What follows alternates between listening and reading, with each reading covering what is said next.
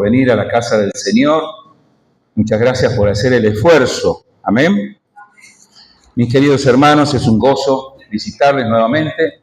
La mayoría los conocemos y siempre están en el recuerdo y en la oración. Cada lugar de culto es algo que se levanta con mucho cariño. Anoche estábamos en la celebración de 62 años de Calle La Plata y hemos podido compartir con los hermanos, y cuando uno piensa en todas las cosas que pasan, las noches, ¿verdad?, que se va desarrollando la obra desde su comienzo, se da cuenta lo que cuesta.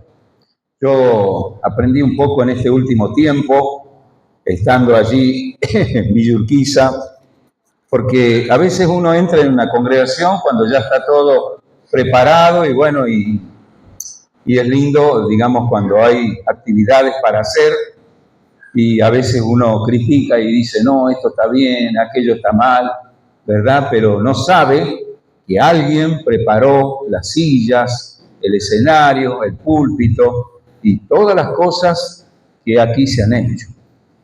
Y hermanos, la obra cuesta en todos lados, ¿verdad? Así que los felicito y los insto a seguir adelante. Y también, mis queridos hermanos, asistimos a una de las épocas más terribles de la historia.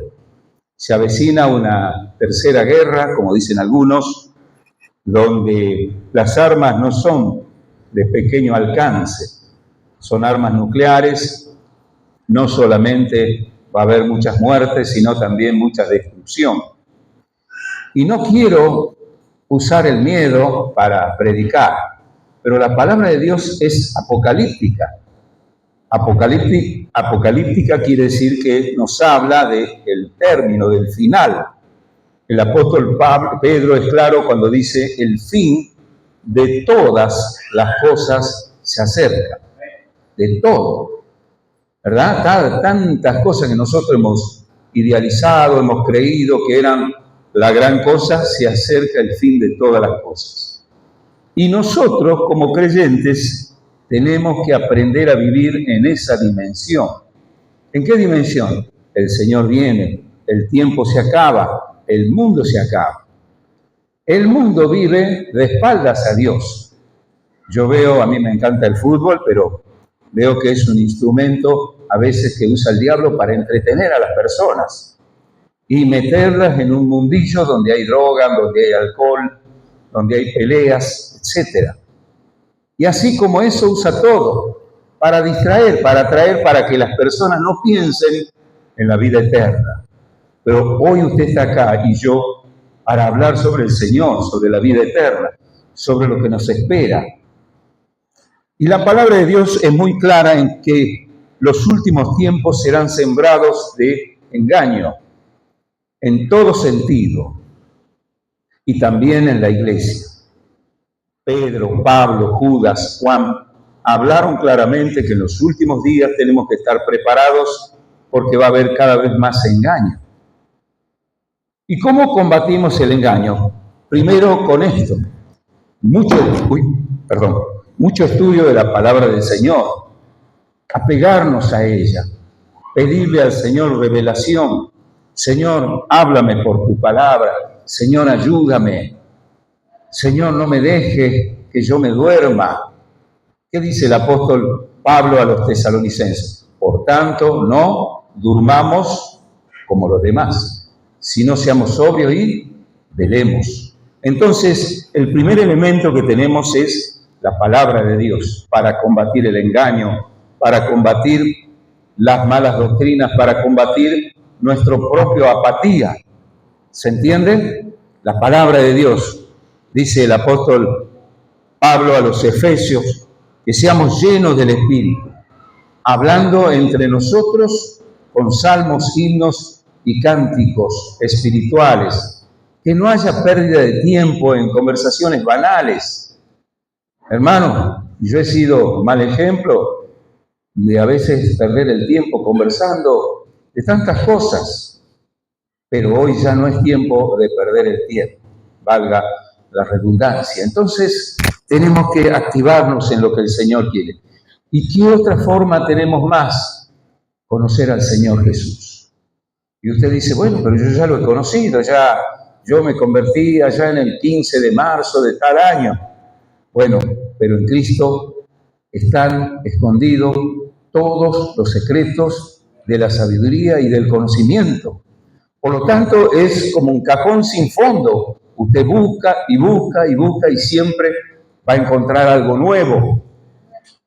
Pero hay algunas cosas que quiero remarcar en esta noche. 1 Pedro capítulo 2, versículo 7. Escuche lo que dice el Señor a su iglesia. Para vosotros, pues los que creéis en Él es precioso. Pero para los que no creen, las piedras que los edificadores desecharon ha venido a ser cabeza del ángulo. Y mi querido hermano, mi querida hermana, hay algo que yo siento que debo hablar a la iglesia del Señor. Normalmente cuando nosotros tenemos un anillo con diamantes, con oro, con algún otro material, decimos, ¡ay, qué precioso!, ¿verdad? O un collar de perlas. Entonces lo lucimos y lo admiramos y estamos ahí absortos. Pero cuando se trata de Cristo, lo adoramos. Pero como no se lo ve, a veces no es tan precioso a nuestra alma. ¿Y cómo se da cuenta usted? Muy sencillamente, yo observo a veces las oraciones de las personas. Y cuando escucho las oraciones, ¿qué encuentro? Poquita entrada, ¿verdad? Y luego petitorio, petitorio, petitorio. ¿Qué significa eso? Que Dios es nuestro aliado, ¿verdad? Acudimos a Él cuando necesitamos. Pero Él tiene que ser más que una necesidad de urgencia. A veces nos pasa con los padres, ¿verdad? Yo tenía a Berenice, me acuerdo cuando era chiquita, era pegota a la madre. Y ella siempre iba con la madre ahí adelante. Pero obviamente cuando fue adolescente ya quería estar con sus amigas. Entonces, chau madre, ¿no? Y muchas veces pasa así, hermanos queridos. El Señor es algo lindo, pero no es precioso a nuestras almas. Y lo que yo quiero desafiarnos es a que el Señor sea cada vez más precioso. Él sea un elemento de valor. Nosotros podamos admirarlo a Él como si fuera una joya. ¿Y cómo se hace eso? Señor, revélame. Señor, yo soy débil. Señor, me pongo a orar contigo y a los 5 minutos ya no tengo elemento de conversación. Señor, mi oración es cortita. Tengo un amigo que me dice, mirá, tengo tanto trabajo que cuando tomo el celular a la mañana me bajan 50 mensajes y no me puedo concentrar. Perdón. Y entonces el Señor no es precioso para muchos. Y esto es lo triste, porque el Señor entregó su sangre por nosotros. Estamos predicando en Amaicha y nosotros entregamos Nuevos Testamentos, no predicamos en realidad, pero un joven se planta así y me dice, ¿por qué la iglesia dice siempre habla de la cruz y no habla de la resurrección? Qué pregunta, ¿no? Y le digo yo, mirá, la verdad, le pido perdón al profesor, le digo, perdón profesor, yo no vine aquí a hablar, pero como él me pregunta, lo voy a hacer delante de todos. Le digo, ustedes todos son pecadores y yo también. Y cada pecado nuestro cuesta. Nosotros a veces normalizamos el pecado. Recuerdo una vez incluso una mujer que era dirigente de la iglesia, cuando un hombre cayó, dijo estas palabras. Bueno, ¿qué le hace una mancha al tigre? Dijo así medio en tono de, como zafando. Y mis queridos hermanos, muchas veces nosotros naturalizamos el pecado, pero tenemos que entender que cada pecado nuestro, alguien pagó precio de sangre. Por eso es tan importante la muerte de Cristo. Por eso el apóstol Pablo decía que él se gloriaba en la cruz de Cristo. En la cruz. ¿Por qué? porque en esa cruz fueron cargados tus pecados y los míos. Y cuando nosotros vamos entendiendo un poco la relación de los seres humanos, entendemos que Cristo no sufrió tanto por los castigos físicos. Él cargó el pecado del mundo. Por eso Cristo debe ser precioso a nuestras almas. Si Él no es precioso, algo ocupará ese lugar. Y quiero decirles esto, la palabra de Dios nos enseña que la apostasía vendrá antes que venga el Señor. ¿Y cómo combatir la apostasía? Si Cristo es precioso, entonces podremos combatir. Si Él no es precioso, otras cosas reemplazarán a Cristo. Nosotros que compartimos la dirigencia de la iglesia con mi hermano querido Javier, sabemos que las personas tienen delante de sí las elecciones y muchas veces se juegan por aquello que no es del Señor. Y a veces tenemos que llorar por nuestros pecados y por los de las personas. ¿Por qué? Porque somos débiles, porque Cristo no es precioso a nuestras almas.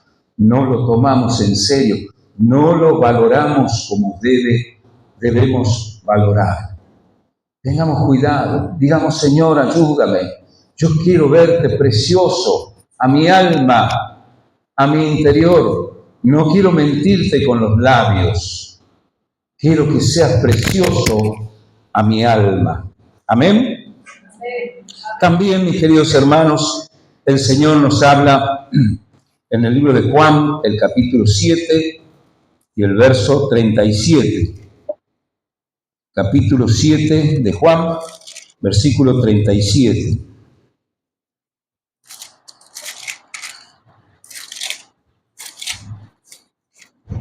El libro de Juan es uno de los libros que más expresiones tiene sobre el Señor, y esta es muy importante.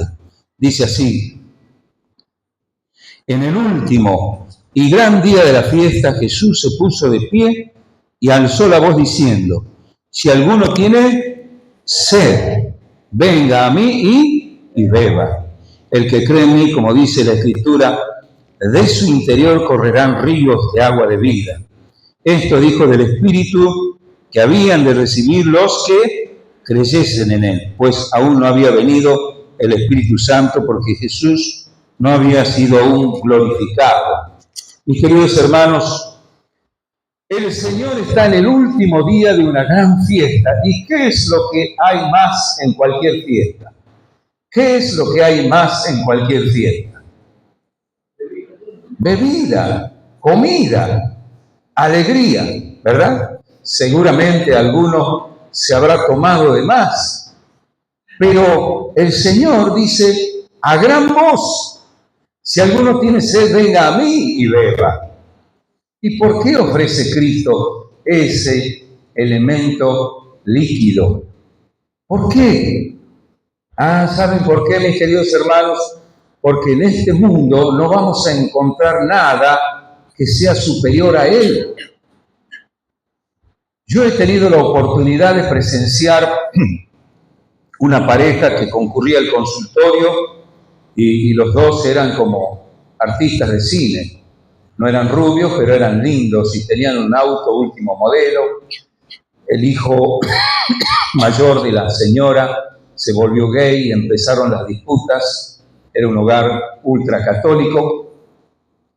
Y resulta que la mujer se enojó y entonces empezaron a discutir y el esposo, para hacer las paces, dice: bueno, mira, dejamos esta casa a los chicos y nos vamos a vivir a San Javier. Y compraron una hermosa casa en San Javier y vivieron allí. Y un día ella le dice a él: mirá, alquilame una casa frente a la Plaza Alberdi. Y bueno, él le dice: mirá, pues tenemos una hermosa casa. No, dice, pero que yo quiero venir acá a cambiarme y no quiero ir a estar con los chicos porque vos sabés esta situación. Bueno, dice él, bueno, le alquiló la casita. A los 2 meses ella se colgó. Hermano, pasaron 1 año y él murió de pena. Le agarró un cáncer y también falleció. Querido hermano, hermana, Tú puedes tener el mejor auto, la mejor casa, la mejor esposa, el mejor esposo, pero hay algo que dentro tuyo está grabado por Dios. Nosotros tenemos la impronta del Señor y si Él no la calma nadie. Hay una estadística que dice que 60% de las mujeres casadas se quieren separar. ¿Es así, mis hermanas? Sí. Tremendo, ¿no? Bueno, no digan nada, ¿no? No, si no queda grabado aquí. Lo cierto, mis queridos hermanos, que el hombre y la mujer, por buenos que sean, en algún momento defeccionamos, entristecemos al otro, arruinamos el día, como se dice, pero Cristo nunca. Por eso Él sigue diciendo a nuestros oídos, si alguno tiene sed, venga a mí. ¿Y cómo podemos hacerlo? Acá lo dice, porque dice, de su interior correrán ríos de agua de vida. Y esto dijo dando a entender del Espíritu Santo que había de dar a los que creyesen en Él. Y si tú has creído en Cristo, asegúrate de tener el Espíritu Santo. ¿Y cómo sabemos que está el Espíritu? Por los frutos. Cuando tú sientes que dentro tuyo está trabajando el Dios de los cielos. ¿Se acuerdan cuando Belsasar agarró los vasos del templo y empezó a tomar con sus generales y dice que apareció la escritura en la pared y no sabía qué hacer? Entonces la mamá de Belsasar le dice, mira, en los tiempos de mi esposo hubo un hombre que servía a los dioses santos. Qué palabra que usa, ¿no? Y entonces lo llamaron a Daniel y Daniel le declaró lo que decía.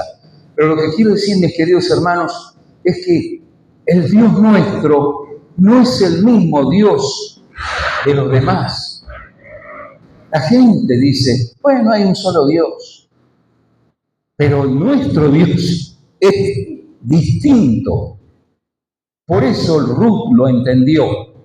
Cuando Ruth le dice a su suegra, no me pidas que te deje ni que me separe de ti.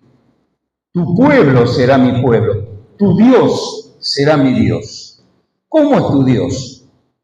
Practica la fornicación como todos los dioses ajenos, practica el adulterio, practica el robo, practica la pornografía.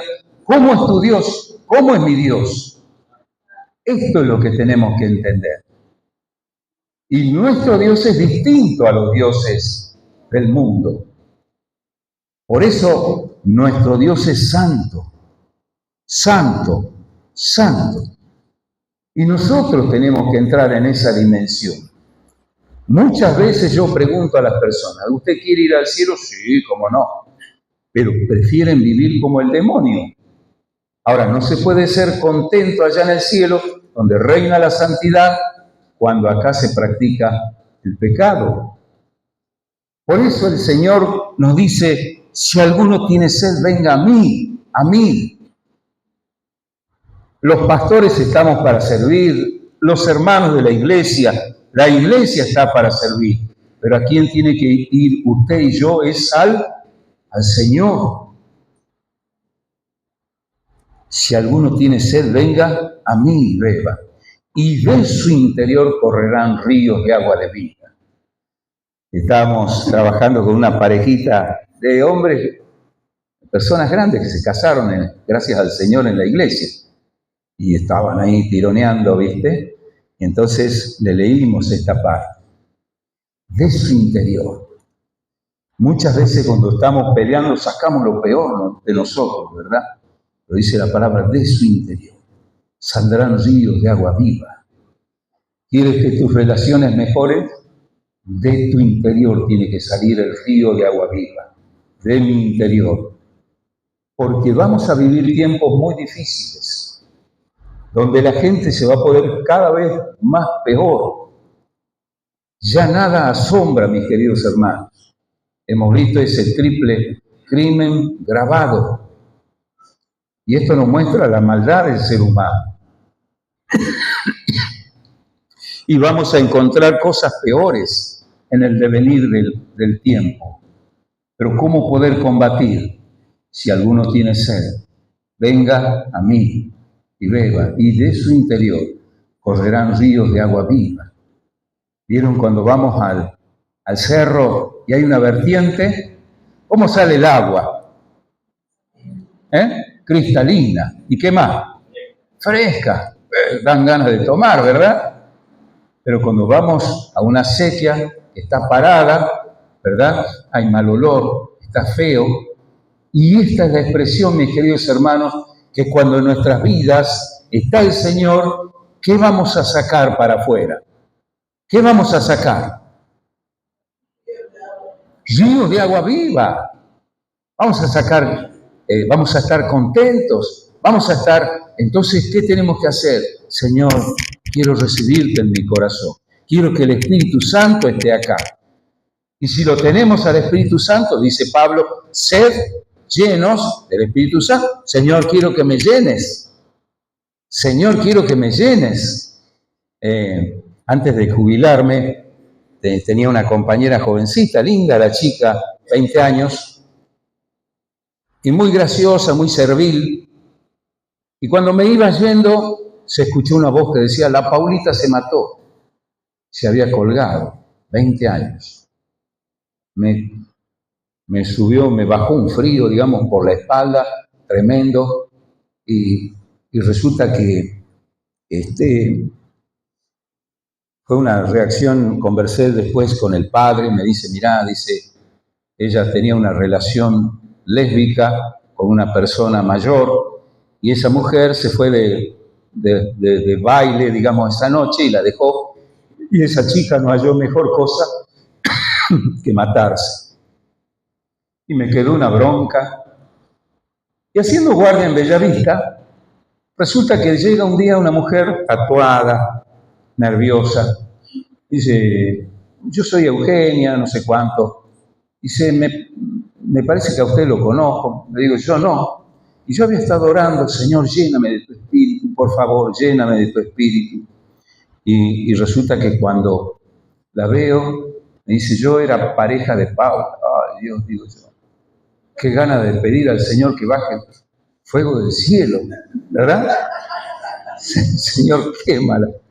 Pero en ese momento sentí tanta lástima encima de la bronca. Tanta lástima, porque yo digo, ¿cómo se arruinan las personas? ¿Cómo se arruinan? La droga, el alcohol, los deslices, la van llevando a la persona a enloquecerse y a hacer tantas cosas que no agradan a Dios. Y tomé un Nuevo Testamento y me senté a conversar con ella, porque ella estaba desesperada, también a punto de tomar decisiones malas. Le digo, hoy tienes que recibir a Cristo, hoy tienes que aceptar. Le pedí al Señor que me llene y me dio la oportunidad. ¿Se entiende, mis queridos hermanos? Si tú le pides, Él te va a dar para, digamos, quizás hablar a personas que tú ni te imaginarías. Entonces, si alguno tiene sed, venga a mí y beba, y de su interior correrán ríos de agua de vida. Y vamos hacia el final, capítulo 14 de San Juan, versículo 21. Dice, el que tiene mis mandamientos y los guarda, este es el que me ama. Y el que me ama será amado de mi Padre. Y yo le amaré y me manifestaré a él. Mis queridos hermanos, el amor al Señor y con el Señor se manifiesta también en el amor por la palabra y el obedecer. Si tú dices, yo amo a Dios y no obedeces, estamos mintiendo. Algunos dicen, no somos salvos por obra, y es verdad. Pero cuando somos salvos, el Espíritu Santo que habita en nosotros nos lleva a leer la palabra y obedecer. No puede el Espíritu Santo impulsarte a hacer lo contrario. Amén. Por eso dice, yo y mi Padre lo amaremos y nos manifestaremos a Él. Me ha tocado, mis queridos hermanos, trabajar en este último tiempo con personas de edad. Y quiero decirles a todos, prepárense. Nosotros pensamos que la vejez está muy lejos. Y cuando queremos acordar, los que nos criaron ya murieron. Y nosotros pasamos al frente. Y lo que estoy viendo, como decía la vez pasada, hay un escritor español que dice, Dios mío, que solo se quedan los muertos. Hablando de que cuando llega el féretro, lo abandonan en la tumba y se van todos. Y yo al ver las cosas digo, Dios mío, que solo se quedan los viejos. Porque como ya no tienen ciertas facilidades, ya no escuchan, ya no pueden caminar, la gente se empieza a alejarse. Y entonces invade la soledad. Y entonces invade la tristeza. La persona se siente abandonada. Por eso, mis queridos hermanos, antes que llegue la vejez, hagamos una comunión íntima con el Señor. Hagamos una comunión íntima. ¿Por qué? Porque aunque tu padre y tu madre te dejaren, yo te recogeré, dice el Señor. Yo te recogeré. Pero lo tenemos que palpar, tenemos que vivenciar. Decirle, Señor, yo no me quiero cansar de vos. Yo quiero tenerte a vos como una persona y hablarte y obedecerte y amarte, pero en serio, no algo figurativo. Siempre le digo a las personas, ¿qué les parece? Si yo, la vez pasada había un muchacho que tenía problemas físicos porque lo chocaron y quedó mal de la columna y obviamente está solo en un lugar. Entonces le digo yo, mira, ¿qué te parece? Lo abrazo yo. ¿Qué te parece? ¿Te gusta que te abrace? Sí, me siento contento. Bueno, a Dios le pasa lo mismo. Dios es una persona y anhela el amor de lo que Él formó, de ti y de mí. Él anhela. No es que Él dice, bueno, si piensa en mí, Mariela o Juan, está bien, y si no, no importa, yo soy Dios y me la valgo solo. No, Él anhela nuestro amor. Así como tú y yo anhelamos el amor de las personas que nos rodean. Por eso dice la palabra aquí, el que tiene mis mandamientos y los guarda, ese es el que me ama. Y el que me ama será amado por mi Padre, y yo le amaré y me manifestaré a Él. ¿Quieres que la presencia de Dios se manifieste contigo? ¿Quieres? Ama al Señor, ámalo. Dile palabras hermosas, Señor, te amo. Dile, Señor, quiero que seas una realidad en mi corazón. Quiero amarte. Lo único, vuelvo a repetir, que va a sacarnos del pecado y del error es el amor al Señor. Ustedes recuerdan a Pedro, cómo él pecó contra el Señor negándolo y se amargó y estaba triste. Y cuando el Señor le dice, Pedro, ¿me amas? Pedro dice, sí, Señor, tú sabes que yo te quiero. No le alcanzaba. Pedro, ¿me amas? Sí, Señor, tú sabes que yo te quiero. Pedro, ¿me amas? Sí, Señor, tú sabes todas las cosas. Sí, Señor, yo sé que te quiero, yo sé que no me alcanza, pero quiero amarte. Amén. Iglesia querida del Señor, amemos al Señor, no solo de palabra, sino de hecho y en verdad. Y la última escritura, Salmo 37.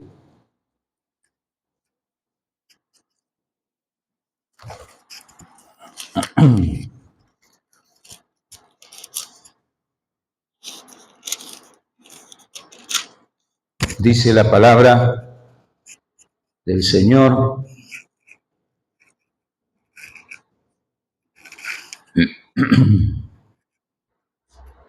Versículo 4.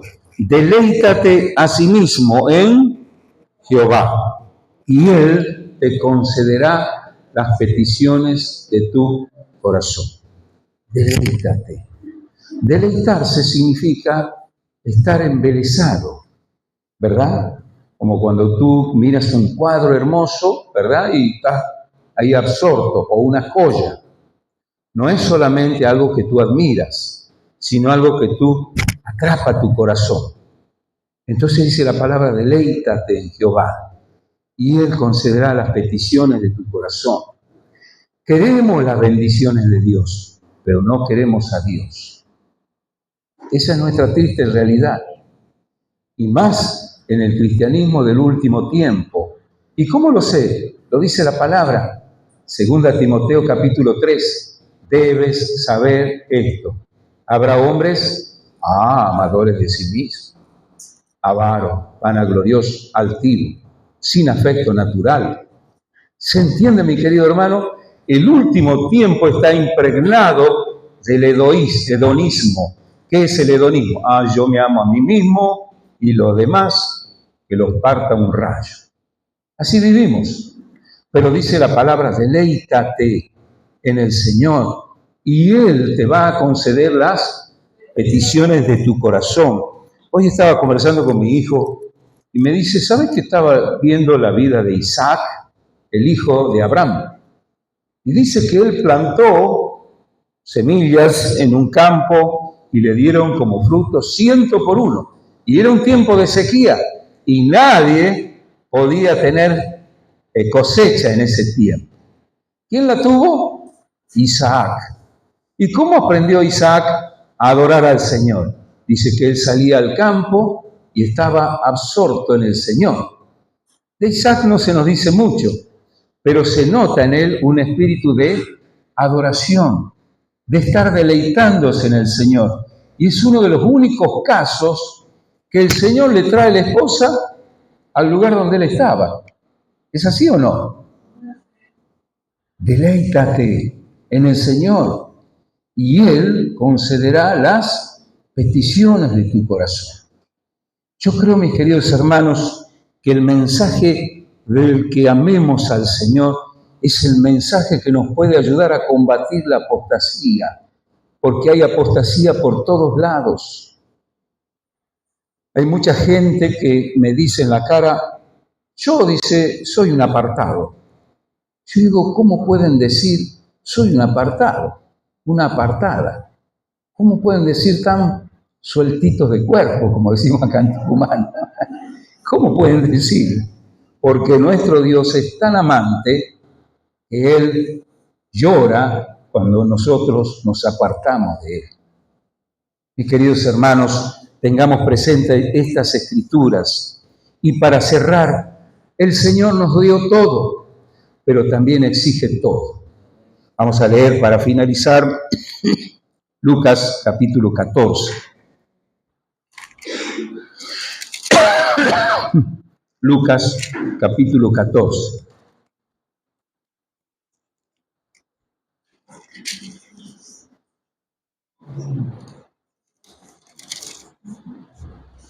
Y dice así, versículo 25. Grandes multitudes iban con él, y volviéndose les dijo, si alguno viene a mí y no aborrece a su padre, a su madre, a su mujer y a sus hijos, hermanos y hermanas y aún su propia vida, no puede ser mi discípulo.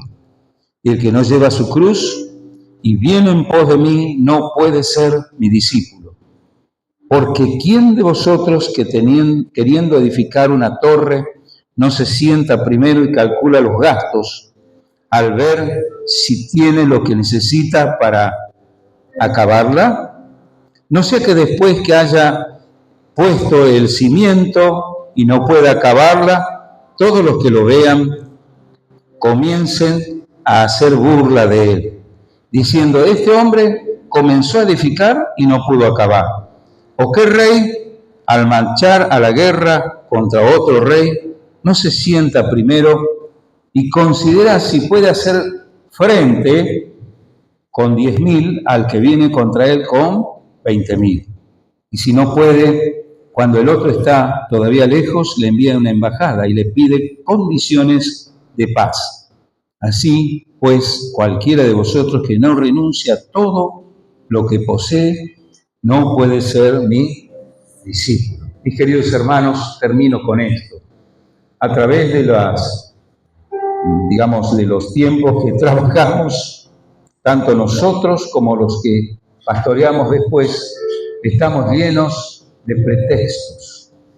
Hoy no puedo porque hace calor, mañana no puedo porque hace frío, pasado porque tengo un negocio y traspasado porque tengo tal cosa, y el tiempo va pasando y posponemos nuestro compromiso con el Señor.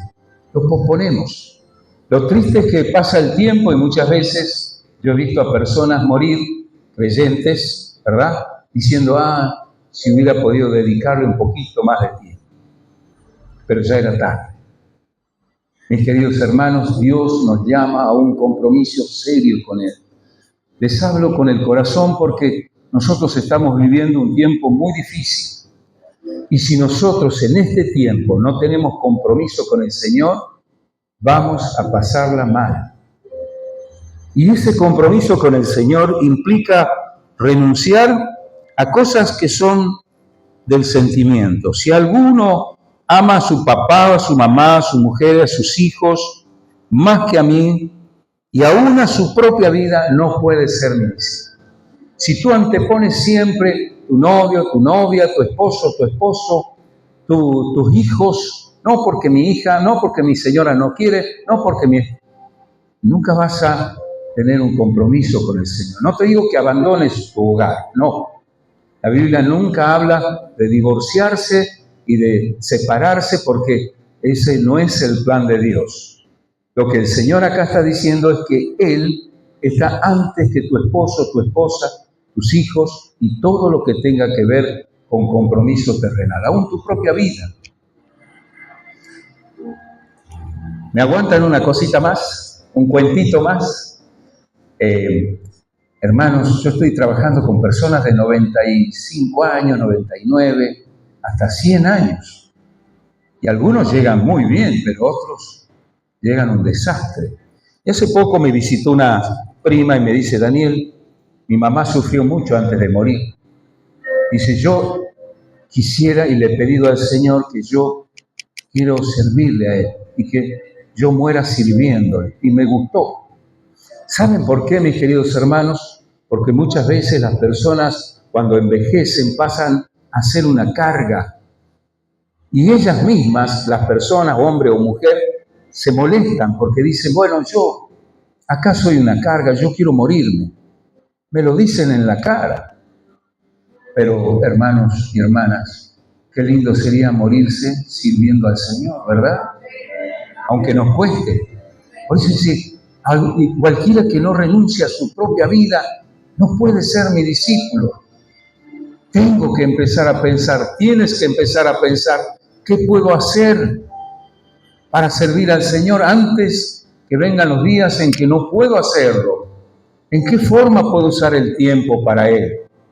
¿Cómo puedo amarlo y expresarle y no llegar a días difíciles donde me tengan que dar de comer o poner una sonda, etcétera, etcétera? Y yo tener que mirar con los ojos, con lágrimas, cómo se me va la vida. Cualquiera que no renuncie a su propia vida no puede ser mi discípulo. Y en esto, mis queridos hermanos, tenemos que pensar. En otro pasaje habla incluso del dinero. Una de las cosas que más nos cuesta es renunciar al dinero. La Biblia no dice que seamos vagos, la Biblia dice que trabajemos, pero que prioricemos la obra de Dios por sobre todas las cosas. Y mis queridos hermanos, esto se tiene que hacer pensando, calculando. Muchas personas dedicaron su vida a Dios, pero por distintas situaciones después retrocedieron. Y esto es lo que el Señor nos dice. ¿Quieres dedicar tu vida al Señor?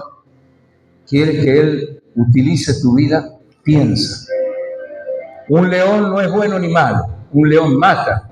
Puede matar a cualquiera de nosotros si entra acá. Pero es su instinto. Él no lo hace por bueno o por malo. Nosotros sí. Porque tenemos mente, porque tenemos pensamiento. Dios no quiere emociones. Muchas veces cuando nosotros hablamos de esto, La gente se emociona y se levanta y dice, yo quiero servir al Señor. Pero no le dura ni una semana. Emoción. No fue pensamiento. No fue calculado. Dios nos pide que calculemos el costo de seguir a Cristo. Dios nos pide que nosotros pensemos lo que nos va a costar y decidamos. Eso es lo que Él quiere. Y que a partir de hoy tú y yo podamos decir, Señor, yo quiero amarte más. Yo quiero admirarte. Yo quiero deleitarme en ti. Pero también quiero servirte hasta el último día de mi vida. Yo no quiero morir a los 90 años tirado en un catre. Yo quiero morir sirviéndote. Quizás comido por los leones, quizás colgado en una cruz, quizás quemado por el Evangelio, pero morir por ti. Amén.